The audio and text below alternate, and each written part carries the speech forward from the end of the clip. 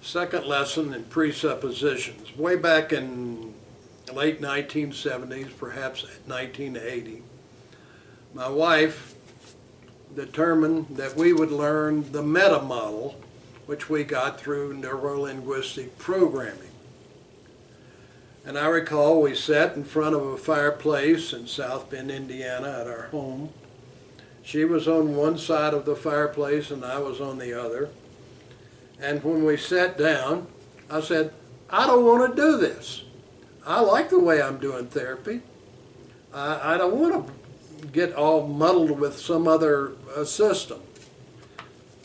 Frank, get out of your 2-year-old. We're going to learn this meta model. Okay, but I'll tell you, at my first glance, it seems to me we already know this. The basic question they ask is particular, like how exactly do you do that, or what particularly do you mean, and this goes on and on. They have big names like modal operators of necessity. We know this already. It should, have to, ought, must, necessary, you've got to, I mean it, I said it, and honey, we challenged that already. Calm down, Frank. We're going to learn the meta model. So, she's rather irresistible.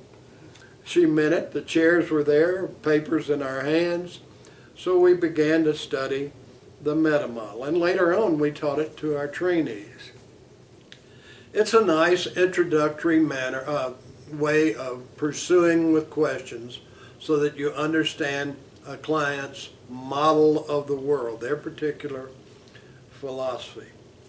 But when I saw the word presupposition, I said, honey, I know about presuppositions from philosophy training. And that's where you talk with people about their basic premises in life. For instance, if you go to St. Augustine, one of his basic premises is that he uses the word God. He assumes that God is, he presupposes that God has activity in the world, and that one of the activities God does is judges. And then he goes to another premise, and that is that after life there's a heaven and hell. And I learned in philosophy classes that you don't need to argue about tangential stuff. You only focus on the premises. My irresistible wife said, will you please stick to the subject? I'm not talking about philosophy. But honey, that's important. For instance, if you look at Immanuel Kant, he talks about reason, and he bases everything on reason, and that's his basic presupposition. Will you please stick to the subject, Frank? That is not what they're talking about in the meta model and when they go off on presuppositions. And so I set aside my protests, and after a while I saw that there was a Lauri Karttunen, a professor at the University of Texas. I didn't know whether Lauri Karttunen was male or female, but I saw that he had written some papers, and I sent off for one. Now, anybody viewing this in the 21st century with use of the internet can look up Lauri Karttunen on Wikipedia, can see the paper that I read way back in history on presuppositions, and learn exactly what Lauri Karttunen was doing. One of my clients happened to go to Europe and to a conference and found out that Lauri Karttunen was a man and that he was born in Finland in 1941.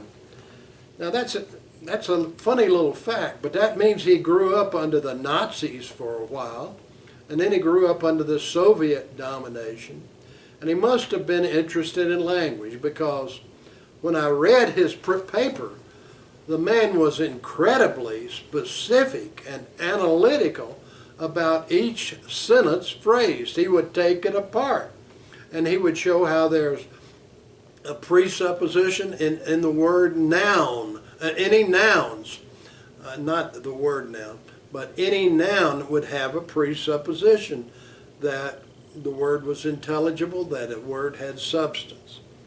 So I studied Lauri Karttunen and began to employ some of his ideas.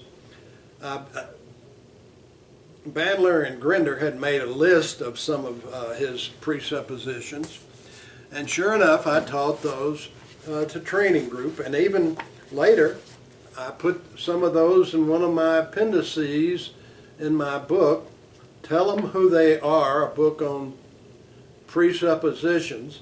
I geared it to grandparents, but it's true in all relationships. It's true in every sentence, according to Lauri Karttunen, in terms of how you relate to others, how you relate to your wife.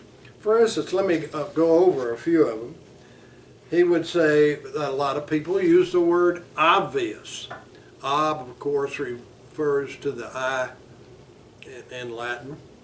Like it's obvious, da da da, and you're supposed to say, obvious to whom? And how specifically is it obvious? This is using the meta model. And then he would say, some people say, that's simply the facts. And he would say, now facts need to be verified with observation. Can you explain more of what you think are facts? Now this gets to be very good in psychotherapy or in any relationships or in raising children, because you want to understand what the child as a mother or father is thinking and how they're developing thought. And he goes on and he will explain adverbial clauses of time. These are linguistic phrases because he's a linguist. He later taught at Stanford and now is a consultant if you look him up on the internet. And he's a very good, precise, meticulous thinker. And that shows, it's valuable in psychotherapy and all relationships. So the adverbial clause of time is sentences that begin with as or when. Those are the two primary words, adverb. And you begin to take that apart and see what the presupposition is. And Lauri Karttunen, perhaps I should show his name again because he's an excellent, meticulous linguist. Lauri Karttunen gives each of these phrases or each of these analyses of presuppositional usage a linguistic term, like the clause of time, the clause of space. That's not very important. But I want you to know that this is the entryway that my wife Dixie and I began to understand presuppositions. Now I begin to have, and I will say this because it'll lead to the next section, I began to have a suspicion that it was not necessary to teach our trainees all these adverbial clauses of time, awareness predicates, clauses of time and space and all this business, because I realized that the people who had influenced me the most across my life, beginning with religious training in churches and colleges and seminaries, they didn't even know any of this stuff that Lauri Karttunen was talking about. They just simply spouted up, and I believed it.